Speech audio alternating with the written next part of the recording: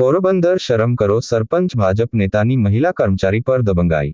પાંડાવદર ગામે સરપંચની વીજ કર્મચારી પર દબંગાઈ ભારે પડી। મહિલા કર્મચારીએ સરપંચ સહિત 3 સામે નોંધાવી ફરિયાદ।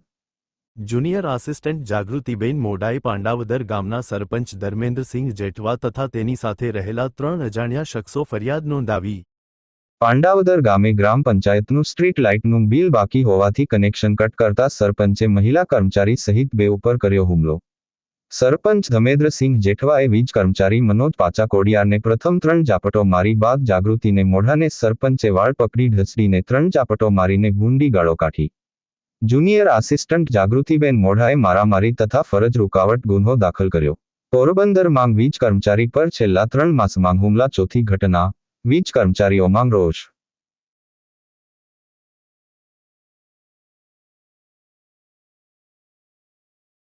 મારું નામ જાગૃતિ મોઢા છે।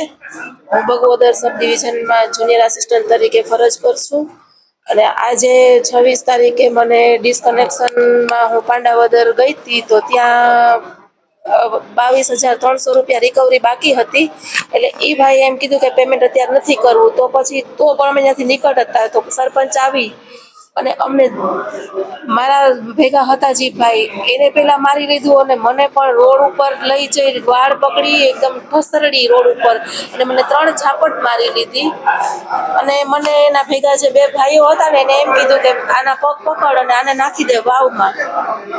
તો આવી રીતના આ લોકોનું બિહેવિયર મારા હારે એક લેડીઝ કર્મચારી હારે 35 કે 40 ના ટોળામાં એકલી લેડીઝ કર્મચારીને મારવાનું યોગ્ય હતું? એ લોકો 3 જણા હતા અને મને સરપંચે જ મારી।